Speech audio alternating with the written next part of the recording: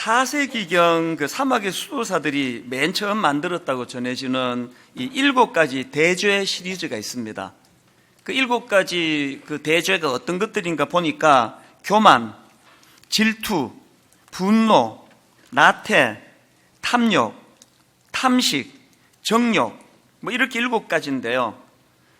이 7가지가 어떻게 나왔나 보니까 그래도 경건한 삶을 살려고 몸부림치던 그 사막의 수도사들이 이 수도 생활의 가장 위협적인 것들이 뭘까를 정리를 해보니까 이 7가지로 정리가 되더라는 겁니다. 제가 이 7가지를 하나하나 이렇게 살펴보다가 제 마음에 이 교만이라는 항목이 이게 제일 먼저 나온다는 거기에 마음에 주목이 되는 것을 제가 경험을 했습니다. 이 교만이 그만큼 심각한 문제를 유발시키는구나. 그래서 이 토마스 아퀴나스는 이 교만의 심각성을 강조하기 위해서 이런 명언을 남겼습니다. 교만은 모든 죄악의 어머니이다. 모든 죄의 출발이 이 교만에서부터 시작된다는 뜻 아닙니까? 그러고 보면은 인류 최초로 아담과 하와를 유혹할 때 사단이 사용했던 무기가 이 교만 아닙니까? 먹어라. 하나님처럼 될 것이다. 그래서 C.S. 루이스도 이 교만과 관련해서 재밌는 말을 했는데요. 교만에 비하면 다른 죄들은 벼룩에 물린 자국과 같다. 되게 재밌는데 참 많은 생각을 하게 하는 것 같아요. 이 교만이라는 게 얼마나 이게 치명적인가 하면 교만에 비하면 다른 죄들은 벼룩에 물린 자국과 같다. 그래서 우리가 이 교만의 문제를 절대로 간과해서는 안 된다는 것을 알 수 있는데요. 그 문인수 목사님이 쓴 그리스도인의 착각 25 그 책에 보면은 유명한 그 에피소드 하나를 담고 있습니다. 어느 날 성 어거스틴의 제자들이 스승님에게 이런 질문을 합니다. 선생님, 그리스도인들의 최고의 덕목은 무엇입니까? 이렇게 대답했습니다. 첫째는 겸손이다. 둘째는 무엇입니까? 둘째도 겸손이다. 셋째는 무엇입니까? 셋째도 겸손이다. 그래서 질문이 이렇게 바뀌어서 다시 던져졌습니다. 그럼 겸손의 반대는 무엇입니까? 교만이다. 그랬더니 제자들이 이런 질문을 다시 던졌습니다. 선생님, 교만이란 무엇입니까? 그랬더니 어거스틴이 이렇게 대답했습니다. 나는 지극히 겸손하다고 생각하는 것, 그것이 교만이다. 나는 지극히 겸손하다고 생각하는 것, 그것이 교만이다. 이 교만에 대해서는 누구도 예외가 있을 수 없다는 것을 강조하기 위한 어거스틴의 이 촌철살인의 한마디인데요. 이게 저에게 굉장히 울림이 되는 걸 경험합니다. 나는 지극히 겸손하다고 생각하는 것, 그것이 교만이다. 오늘 본문에서도 이제 이 교만에 대한 내용을 다루고 있는데요. 지난 시간에 살펴보았던 바벨론의 느부갓네살 왕 기억하시죠? 문제가 많은 사람이에요. 포악하고 자기가 꾼 꿈을 해몽하라 그러면서 꿈 내용도 가르쳐주지 않고 그 해몽 못한다고 막 죽여버리고, 그리고 또 막 어마어마하게 하나님의 놀라운 역사를 경험하고 그걸 막 흥분해서 고백하고 그래놓고는 또 옛날로 돌아가 버리고 또 고백하고 옛날로 돌아가 버리고, 이런 문제가 많은 인물이 느부갓네살인데요. 여러분, 그 느부갓네살 왕에 대한 기록이 어떻게 끝나는지 아십니까? 오늘 본문 맨 끝 구절이 바로 그 내용인데요. 34장 37절입니다. 그러므로 지금 난 느부갓네살은 하늘의 왕을 찬양하며 칭송하며 경배하노니 그의 일이 다 진실하고 그의 행하심이 의로우심으로, 그 다음 보십시오. 교만하게 행하는 자를 그가 능히 낮추심이라. 이렇게 하고 느부갓네살 이야기가 끝이 납니다. 그가 깨달은 게 뭐예요? 하나님이 자기를 다루셨던 그 많은 것들을 되돌아보니까 결론이 하나다. 하나님은 내 안에 교만을 꺾으시고 교만을 낮추시기 위해서 이 모든 일들을 행하셨다. 이거를 깨닫고 무대에서 사라지는 인물이 느부갓네살 왕입니다. 본문 29절에서도 그 느부갓네살의 이 교만의 문제가 어떤 양상으로 드러나는가 하면은 29절 30절입니다.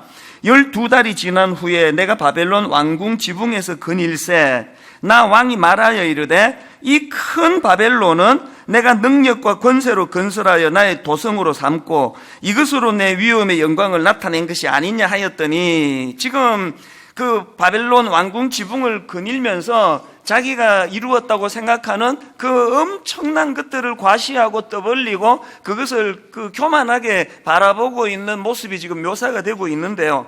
저는 여기 나오는 왕궁 지붕을 거닐세, 이 표현을 보니까 다윗이 생각이 나는 거예요. 이 비슷한 분위기가 다윗에게도 경험되어진 거 아니겠습니까? 사무엘하 11장 2절이요. 저녁 때에 다윗이 그의 침상에서 일어나 왕궁 옥상에서 거닐다가 그곳에서 보니 한 여인이 목욕을 하는데 심히 아름다워 보이는지라.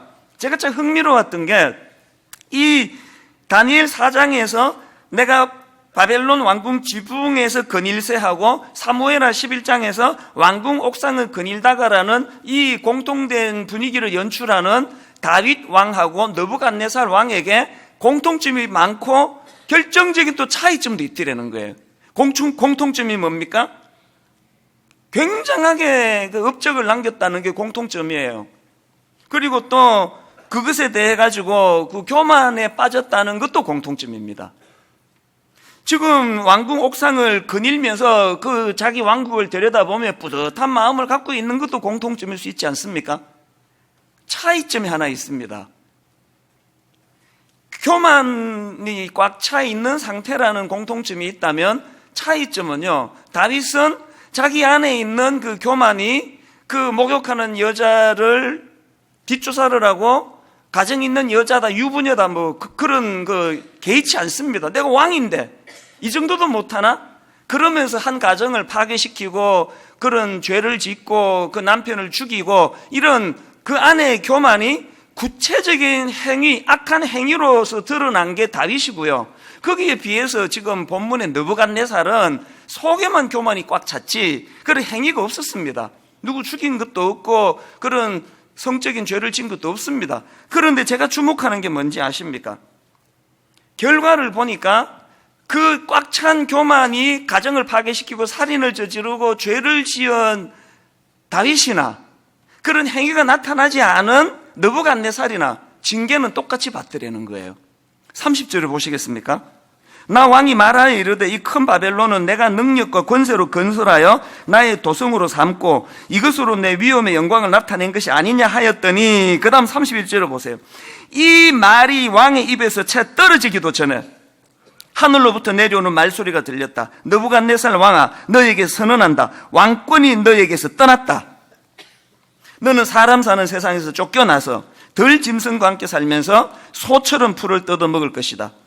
이와 같이 7대를 지난 다음에야 너는 가장 높으신 분이 인간의 나라를 다스리신다는 것과 그의 뜻에 맞는 사람에게 나라를 주신다는 것을 알게 될 것이다.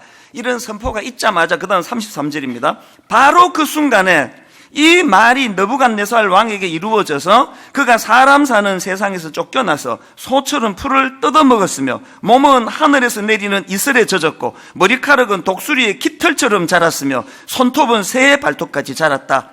이 부분에 대해서는 제가 다음 주일날 좀 더 깊이 이제 말씀을 살펴보려고 준비 중에 있는데요. 한 가지 우리가 받는 충격이 뭐예요?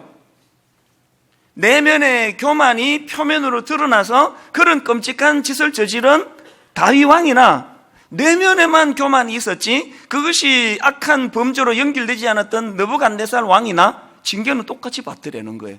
저는 이거 두려워요. 저는 하나님 은혜로 말미암아 아직 징계를 안 받은 상태예요. 누가 봐도 그냥 안에만 교만이 뭐 있는 거지 드러나는 게 없습니다. 뭐가 두려울까요?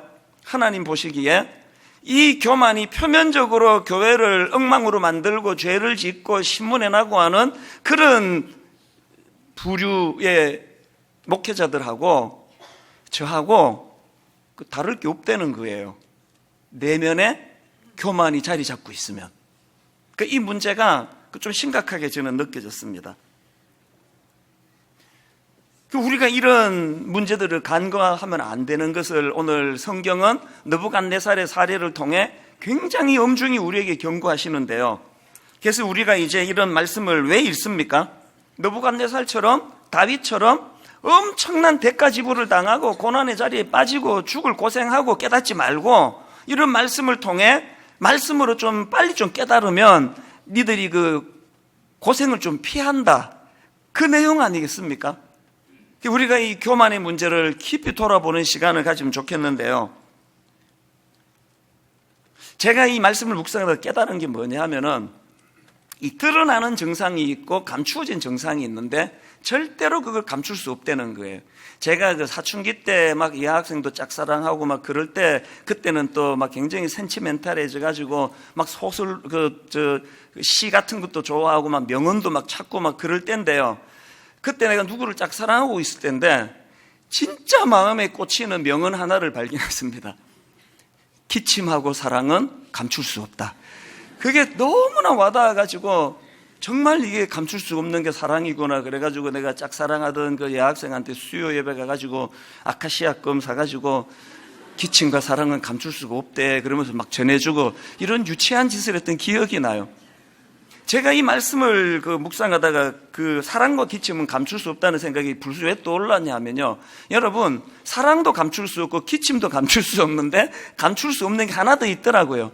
교만도 못 감추어요. 아무리 애를 써도 그 안에 교만도 감추어지지 않습니다. 제가 그 성경에서 증거를 한번 대볼게요. 다니엘 4장 29절에 보면 이제 이 느부갓네살에 막 대놓고 교만한 모습이 나옵니다. 12달이 지난 후에 내가 바벨론 왕궁 지붕에서 그닐새 나 왕이 말하여 이르되 이 큰 바벨론은 내가 능력과 권세로 건설하여 나의 도성으로 삼고 이것으로 내 위엄의 영광을 나타낸 것이 아니냐. 뭐 이건 막 대놓고 지금 교만한 거예요. 이건 뭐 그냥 뭐 감추는 거 없습니다. 내가 막 이게 막 반복으로 나오는데요. 근데 지금 내가가 반복으로 나오는데도 굉장히 잘 감추면서 또 드러내는 사람이 있습니다. 그 교만하다가 망해버린 사울 왕인데요. 자, 한번 내용을 가만히 한번 보세요. 사무엘상 15장 24절입니다. 사울이 사무엘에게 이르되 내가 범죄하였나이다. 내가 여호와의 명령과 당신의 말씀을 어긴 것은 내가 백성을 두려워하여 그들의 말을 청종하였음이니이다. 청하오니 지금 내 죄를 사하고 나와 함께 돌아가서 나로 하여금 여호와께 경배하게 하소서. 여기 지금 사울왕의 내가는요 느부갓네살의 내가랑 차원이 다른 얘기예요. 여기서 사울의 내가는 겸손한 내가예요. 회개를 고백하는 내가예요. 용서를 하나님께 비는 내가예요. 엄청나게 지금 겸손을 가장했는데 말씀드렸죠. 기침하고 사랑하고 교만은 감출 수 없다고요. 어디서 발각이 되는지 아십니까? 그 다음 30절을 보십시오. 사울이 이르되 내가 범죄하였을지라도 이제 청하옵나니 내 백성의 장로들 앞과 이스라엘 앞에서 나를 높이사 나와 함께 돌아가서 내가 당신의 하나님 여호와를 경배하게 하소서. 느부갓네살 쪽이 좀 순수한 거 아닙니까? 결국은 사울 왕은 이 교만의 문제로 망하는 사람인데요. 왜 이게 두려운지 아세요? 저를 보니까 여기 또 대부분의 분들, 교양이 좀 있다고 하는 분들은 느부갓네살과가 아니고 우리는 사울과예요. 제가 그 교단의 어른들을 만나면요 칭찬 많이 들어요. 아, 우리 이찬수 목사는 말이야 겸손의 사람이 그렇게 개척할 때 사람 몇 안 모일 때나 지금 이렇게 큰 교회가 될 때나 한결같이 어른한테 인사도 잘하고 참 겸손한 사람이야. 여러분 나가면 나 그런 소리 듣고 살고 있습니다. 믿어주세요. 이 위험한 거라는 이게 위험한 거래요. 차라리 그냥 우리 그 친구 목사님 중에도 그런 사람이 있는데요. 막 대놓고 그냥 시건방지고 그만하고 이런 사람은 안전해요. 회개할 기회가 있잖아요. 나 같은 부류의 사람 여기 또 꽤 많이 앉아 계시는데요. 교양으로 그렇게 거칠해 있는 그분들이 사실은 위험한 분들이에요. 자꾸 사람들이 이 사람은 겸손해 그러니까 자기도 속아요. 성경은요 그게 겸손이 아니고요. 뭐가 겸손이냐 또 뭐가 교만이냐. 마태복음 4장에 보면은 예수님이 이제 공생애를 시작하시려는데 사단이 3가지 유혹을 하지 않습니까? 즉 거기에서 뭐가 교만인지 겸손인지 발견을 하는데요. 뭐 돌들로 떡덩이가 돼서 먹게 해라, 뭐 먹어라, 또 성전 꼭대기에서 뛰어내려라, 뭐 이런 유혹들이 많은데요. 저는 이런 식의 유혹이 열거되는 마태복음 4장에서 그 핵심이 9절이라고 생각합니다. 마태복음 4장 9절. 이르되 만일 내게 엎드려 경배하면 이 모든 것을 내게 주리라. 뭐가 교만이라고요? 자기 중심성이에요. 내게 절해라. 마귀는 거짓의 압이기도 하지만 교만의 압이에요. 교만의 원조예요. 뭐라고 예의를 갖추어 가지고 그냥 인사 잘하고 겸손한 사람이라는 소리를 들어도 그 내면에 내가 나를 높이사 자기중심성. 그래서 저는 오늘 이 말씀만큼은 설교 준비하는 저나 설교를 들으시는 여러분이나 누구나 예외 없이 다 해당된다고 저는 생각합니다. 교만은 사람을 피해가지 않습니다. 이런 의미에서 저는 오늘 본문을 가지고 이 교만과 관련해서 우리가 얻어야 될 두 가지 메시지를 나누는 게 중요하다고 생각하는데요. 오늘 우리가 얻을 교훈이 하나 있습니다. 첫째, 기록된 말씀으로 교만을 물리치라는 거예요. 느부갓네살 왕의 교만, 또 그 왕의 교만으로 인해 그가 겪어야 했던 엄청난 고난, 고초, 이런 것들을 여기 왜 기록해 줬습니까? 그리고 이걸 계속 너는 말씀을 묵상해라, 큐티 좀 해라, 성경 좀 읽어라. 이거는 느부갓네살이라는 인생을 조명해 보자는 게 아니라 기록된 말씀을 통하여 타산지석으로 삼자는 거 아닙니까? 앞에서 언급한 그 마귀의 세 가지 유혹을 예수님이 무엇으로 물리치셨는지는 몇 번이나 말씀드렸던 유명한 말씀 아닙니까? 마태복음 4장 4절입니다. 예수께서 대답하여 이르시되 기록되었으되 사람이 떡으로만 살 것이 아니요 하나님의 입으로부터 나오는 모든 말씀으로 살 것이라 하였느니라. 두 번째 유혹을 어떻게 물리치십니까? 7절 예수께서 이르시되 또 기록되었으되. 세 번째 유혹도 똑같은 방식으로 물리치지 않습니까? 10절 이에 예수께서 말씀하시되 사탄아 물러가라 기록되었으되 주 너의 하나님께 경배하고 다만 그를 섬기려 하였느니라. 여러분, 사단이 나를 공격해 올 때, 또 교만으로 나를 무너뜨리려고 할 때 내 인격, 내 의지로는 안 되는 거 압니다. 물러가라 그런다고 물러가지는 성격이 아니에요. 이 사단이 말씀이 내 안에 많이 심어져 있어서 이 공격에는 이 말씀으로 응수하고 저 공격에는 저 말씀으로 응수하는 말씀이 내게 풍성할 때 기록된 말씀이 사단의 유혹을 특별히 교만으로 이끌려는 사단의 공격을 이길 능력이 되는 줄로 믿습니다. 저는 이런 면에서 욥기 42장 5절 6절 이 유명한 말씀인데 이번 한 주간 동안 이 말씀으로 제가 참 많은 깨달음을 얻었습니다. 자, 욥기 42장 5절 6절을 보십시오. 내가 주께 대하여 귀로 듣기만 하였사오나 이제는 눈으로 주를 배웁나이다. 그러므로 내가 스스로 거두어 드리고 티끌과 재 가운데서 회개하나이다. 여기 나오는 스스로 거두어 드리고라는 말씀은 그 하나님의 말씀 앞에 자기가 교정되었다는 걸 그렇게 표현한 거 아닙니까? 근데 제가 이 내용의 의미를 원어적으로 살피면서 굉장히 제가 이번에 깨달음을 많이 얻었는데요. 여기 나오는 거두어 드리고 이게 그 히브리어로 마크라는 동사인데요. 이 마크라는 동사는 거절하다라는 기본 의미를 가진 단어인데 이 단어는 경멸하다, 혐오하다 이런 파생된 의미도 갖고 있는 단어예요. 그러니까 이거를 조금 더 직역하자면 이렇게 해석을 해도 괜찮다고 저는 생각합니다. 그러므로 내가 나 자신을 혐오하며 티끌과 재 가운데에서 회개하나이다. 현대 심리학은 자기를 혐오하는 게 건강한 상태가 아니라고 이야기를 해요. 그 말은 또 일부 맞습니다. 내가 나를 귀히 여기고 나를 존중히 여기고 자존감이 높아야지 내가 나를 혐오해가지고 어떻게 건강한 자아상이 되겠습니까? 그런데 성경은요, 때로는 거기에 동의가 되지만 때로는 자기를 혐오하는 자리에 가야 된다고 그렇게 가르치는 게 성경이에요. 여기 나와 있는 이 마크라는 단어가 욥기에 몇 번 나오는데요. 이제 부정적으로도 쓰이고 긍정적으로도 쓰이는데, 자, 부정적으로 쓰이는 마크를 한번 보십시오. 욥기 7장 16절입니다. 내가 생명을 싫어하고, 이 마크예요. 내가 생명을 싫어하고 영원히 살기를 원하지 아니하노니 나를 놓으소서. 내 날은 헛것이니이다. 욥은 지금 이해할 수 없는 고난이 계속되는 것에 막 너무나 거기에 지쳐가지고 자기를 혐오하는 거예요. 죽고 싶다는 거예요. 이 부정적으로 쓰인 마크예요. 그런가 하면 욥기 9장 21절도 부정적인 마크입니다. 나는 온전하다마는 내가 나를 돌아보지 아니하고 내 생명을 천히 여기는구나. 여기는 천히 여기는구나. 마크예요. 나는 온전한 사람인데 온전한 나 자신이 이런 부당한 고난을 당하고 있는 현실에 대해서 나는 내 생명을 혐오한다. 그런 뜻이거든요. 이렇게 마크가 부정적으로 사용되는가 하면 제가 맨 앞에서 읽어드렸던 욥기 42장 6절은 긍정적인 의미, 그러니까 앞에 두 인용해드린 구절과는 차원이 다른 내용이에요. 자, 욥기 42장 6절을 다시 보십시오.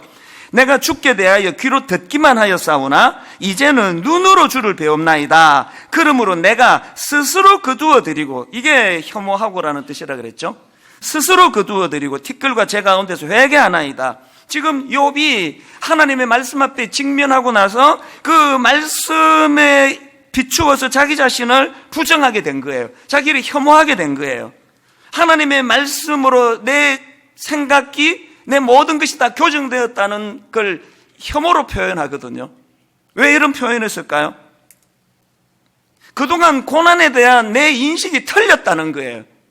그동안 내가 주저넘게 생각했다는 거예요. 그동안 나 스스로도 이해하지 못하는 걸 주절주절 떠들어댔다는 거예요. 그동안 인간으로서 내 자신의 한계를 넘어서는 짓을 했다는 거예요. 이런 나 자신이 혐오스럽다는 거예요. 왜 때로는 내가 나를 혐오하는 게 유익할까요? 이런 욥의 자기 혐오가 회개의 자리로 나아가는 통로가 됐다는 것입니다.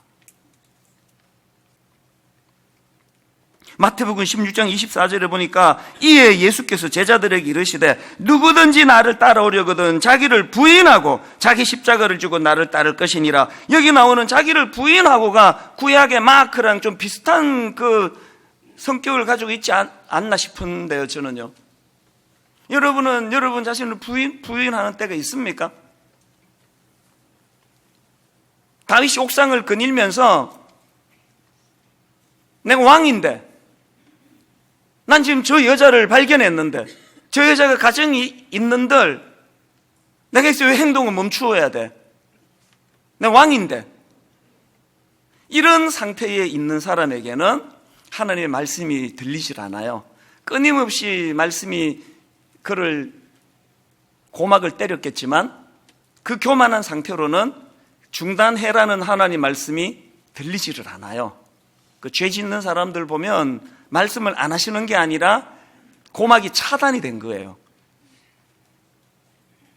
항상 내가 결정한 건 옳고, 항상 내 판단은 정확하고, 항상 나는 진보든 보수든 한치 오차도 없이 정확한 걸 택하고, 부싸움할 때마다 늘 당신이 틀렸지 나는 틀린 적이 없다라고 생각하는 그 사람에게는 하나님의 말씀이 들리지를 않아요.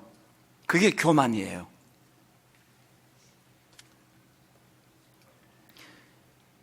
바벨론에서 그리스도인으로 살기라는 그 책에 보니까 그 다니엘의 삶의 특징을 세 가지로 규정하더라고요. 다니엘은 소망의 사람이었다, 겸손의 사람이었다, 지혜의 사람이었다. 그래서 다니엘을 규정 지으려면 이 세 단어, 소망, 겸손, 지혜, 이것으로 특징을 짓는다고 하니까 느부갓네살하고 다니엘하고 결정적인 차이는 교만과 겸손으로 나뉘어질 수 있다는 거 아닙니까? 그러면 다니엘은 도대체 어떻게 뭘 했길래 그가 겸손한 사람이라고 인정을 받을 수 있었느냐? 그거 왜 그러냐? 다니엘이 겸손의 사람일 수밖에 없는 거는 지난 특세 때 말씀드렸죠. 다니엘에게는 삶 속에서 행동하기 전에 하나님의 말씀이 늘 먼저 들려졌다는 거예요. 그래가지고 그 다니엘 2장 16절 특세 때 인용해 드린 거 기억하시리라고 생각되는데요. 다니엘이 들어가서 왕께 구하기를 시간을 주시면 왕에게 그 해석을 알려드리리다 하니라. 다니엘이 구하는 게 뭐예요? 지금 그 말도 되지도 않는 꿈 내용도 가르쳐주지 않고 꿈을 해몽하라 그러면서 자기에게 생명의 위협을 가하는 그 현실 앞에서, 그 다급한 상황 앞에서 다니엘이 원하는 건 하나예요. 시간을 달라는 거예요. 그 문제를 해결하기 위해서. 왜 시간을 달라고 합니까? 다니엘은 알았거든요. 뭘? 그 문제를 풀 지혜가 자기에게서 나오지 아니하고 하나님 들려주시는 말씀에서 나온다는 걸 알았거든요. 이게 겸손이에요. 개척 초기에 저는 2장 16절에 다니엘같이 했던 것 같아요. 아무것도 몰랐으니까요. 알아야 뭐 면장도 하고 뭐 할 텐데 아무것도 모르니까, 어른 목회 해본 적이 없으니까. 지금 한 17년 되고 나서 이제 뭐 글쎄요, 뭐 시간을 달라 필요 없어요. 누구든지 바로바로 답할 수 있습니다. 얼마나 16년 동안의 경험이 많이 쌓였습니까? 그게 교만이라는 거예요. 그게 교만이라는 거예요. 여러분은 어떤 인생의 문제가 부닥칠 때 바로바로 해결하는 능력을 가졌습니까? 시간을 달라고 하시는 분이에요. 그 문제를 가지고 주님 앞으로 나오시는 분이에요. 바로바로 해결할 수 있는 능력을 자랑하는 분이에요. 그게 교만과 겸손을 가늠하는 잣대가 되더라는 것입니다. 저는 여러분의 삶 속에서 다니엘처럼 참 저 사람은 하나님 앞에 겸손한 사람이다, 그런 평가를 받는 성도님 되시기를 바랍니다. 그 이유가 뭐냐 물으면 저 사람은 항상 하나님께 의뢰해, 기록된 말씀을 의지해, 말씀으로 인생을 풀어나가, 그런 평가를 받는 주님의 자녀들 되시기 바랍니다. 그런가 하면 두 번째로 교만과 관련해서 우리가 기억해야 될 메시지가 하나 더 있는데요. 여러분, 나의 내면에서 하나님의 권위가 회복이 될 때 교만도 사라진다는 사실이에요. 지금 다니엘이 느부갓네살을 향해서 지금 꿈을 풀이해주는 과정에서 던지는 내용을 한번 보십시오. 24절입니다. 왕이여, 그 해석은 이러하니이다. 곧 지극히 높으신 이가 명령하는 것이 여기 나와 있습니다. 여러분, 느부갓네살 왕은 누구에게도 명령을 받을 위치가 아니에요. 최고 권력자예요. 북한의 김정은이가 누구의 명령을 받습니까? 느부갓네살이 그런 위치예요. 그런 그에게 다니엘이 뭐라고 이야기합니까? 지극히 높으신 이가 명령하신 것이 내 주 왕에게 미칠 것이라. 25절. 왕이 사람에게서 쫓겨나서 들짐승과 함께 살며 소처럼 풀을 먹으며 하늘이 이슬에 젖을 것이요 이와 같이 7대를 지낼 것이라. 그때에 또 나옵니다. 지극히 높으신 이가 사람의 나라를 다스리시며 자기의 뜻대로 그것을 누구에게든지 주시는 줄을 아시리이다. 왕이여, 이것 좀 아셔야 됩니다. 당신이 이 땅에 호흡하는 모든 생명체에게 가장 큰 권력을 쥐고 있는 최고 권력자라는 거 믿어 의심치 않지만, 그러나 당신이 최후의 권력자가 아닙니다. 당신은 지도를 받아야 될 하나님이 계십니다. 그 얘기거든요. 저는 이 다니엘의 이야기를 읽으면서 옛날 우리 초등학교 다닐 때 교실이 생각이 났습니다. 인생은 두 종류예요. 여러분 기억나세요? 초등학교 때 점심시간 같은 때 선생님 안 계시는 초등학교 교실, 아수라장인 거, 막 칠판 지우개 막 날아다니고 책상 막 넘어지고 막 책상 위로 막 뛰어다니고 그러다 또 자빠지고, 담임 선생님 안 계신 학교 교실은 아수라장이에요. 겸손의 사람은 담임 선생님이 계시는 초등학교 교실 같은 인생이에요. 다니엘이 그래서 겸손한 사람이라 그러거든요. 오늘 이 시대를 한번 보세요. 포스트 모더니즘의 특징이 뭔지 다 아시죠? 절대자를 다 빼버리는, 모든 권력을 다 힘을 빼게 만드는 특징이 이 시대 특징 아닙니까? 하나님은요, 이 시대에 왕따가 될 수밖에 없는 분이에요. 기분 나쁘게 왜 절대 신이냐는 거예요. 왜 니 혼자 하나님이냐는 거예요. 나도 하나님, 니도 하나님. 얼마나 좋으냐. 오늘 여러분, 창조주 하나님을 머리에서 지워버리고 마음에서 쫓아낸 이 시대 사람들의 현실을 한번 보세요. 아수라장 아닙니까? 지금 뭐 전 세계가 지금 이게 뭐 혼미한 상태 아닙니까?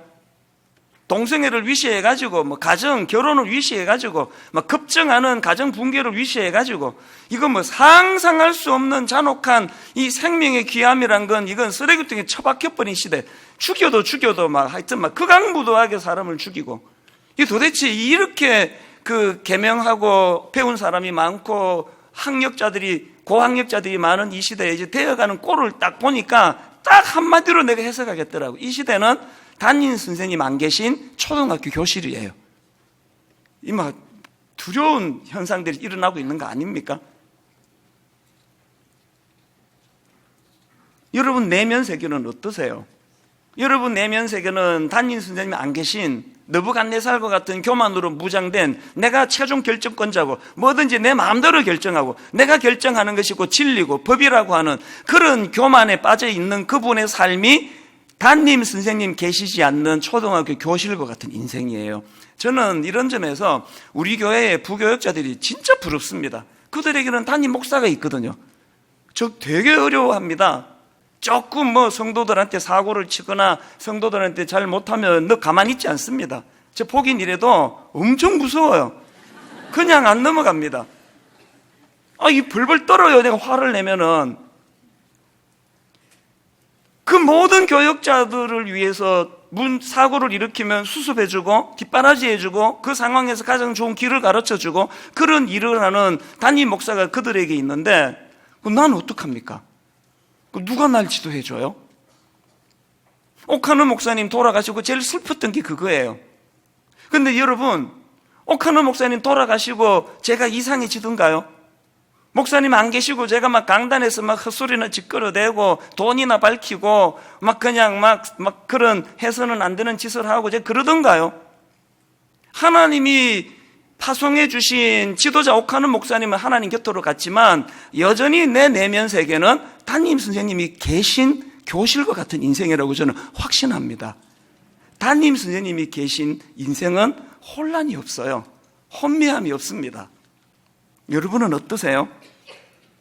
아까 여러분 그 느부갓네살이나 사울이 내가를 반복하는 그런 인생이라고 말씀드렸는데요. 신약에 보면은 내가가 또 계속되는 구절이 또 있습니다. 갈라디아 2장 20절입니다. 내가 그리스도와 함께 십자가에 못 박혔나니 그런즉 이제는 내가 사는 것이 아니요 오직 내 안에 그리스도께 사시는 것이라. 이제 내가 육체 가운데 사는 것은 나를 사랑하사 나를 위하여 자기 자신을 버리신 하나님의 아들을 믿는 믿음 안에서 사는 것이라. 여기서 내가는 오늘 본문의 내가보다 더 빈번하게 나오는 내가예요. A.W. 토즈가 쓴 자아를 버려라는 그 책에 보니까요, 이 갈라디아 20장 전후로 내가 14번 나온다. 14번. 그런데 여러분, 여기 나오는 내가는 앞에서 느부갓네살의 내가나 사울왕의 내가랑은 차원이 다른 내가예요.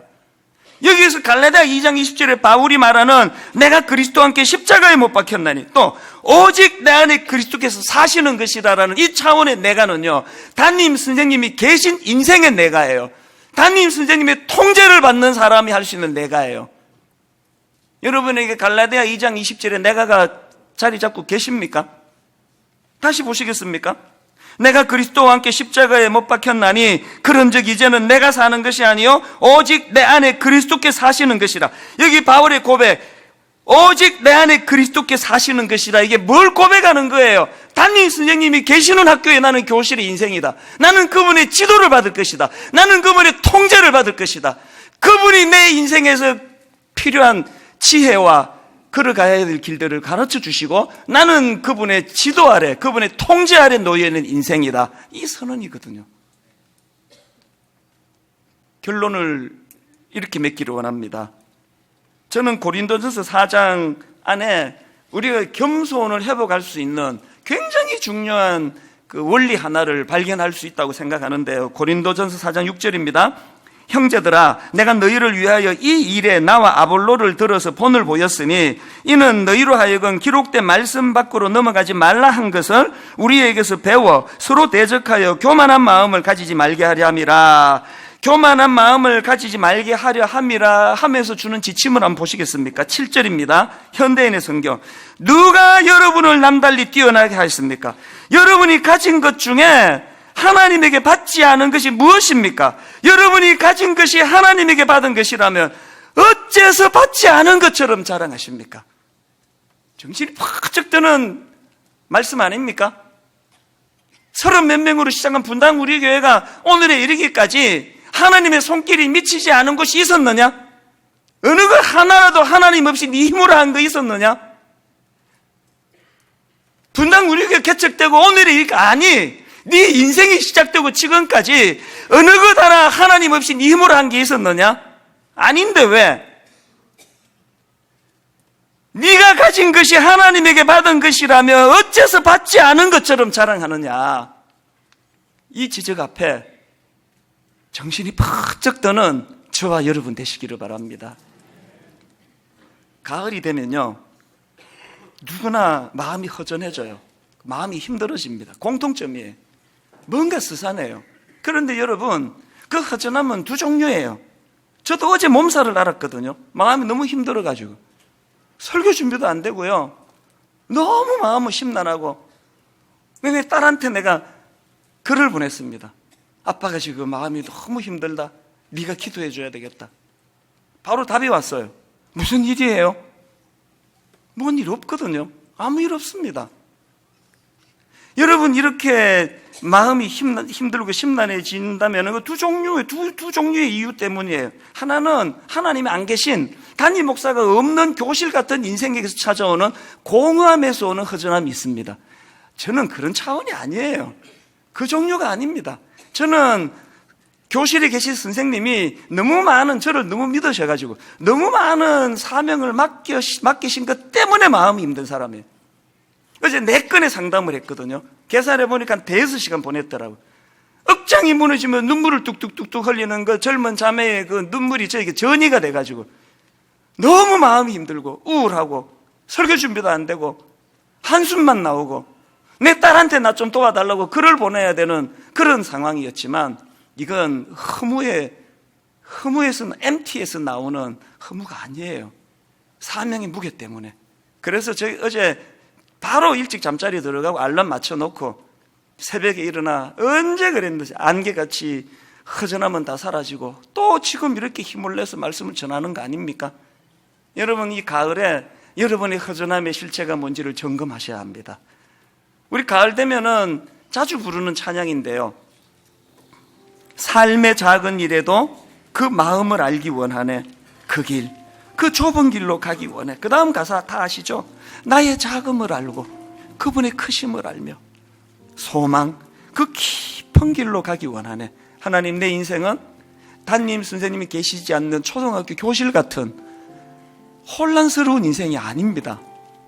담임 선생님 계신 정돈된 교실 같은 내 인생, 그 주님이 지시하는 대로 따라가는 차원에서의 겸손을 허락하여 주시기 원합니다. 오늘 말씀을 기억하시면서 우리 함께 찬양 같이 불러보기 원합니다.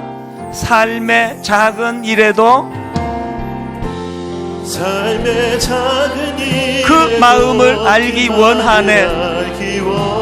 그 길, 그 좁은 길로 가기 원해. 그 좁은 길 여러분, 이거 선포하십시오. 나의 작음을 알고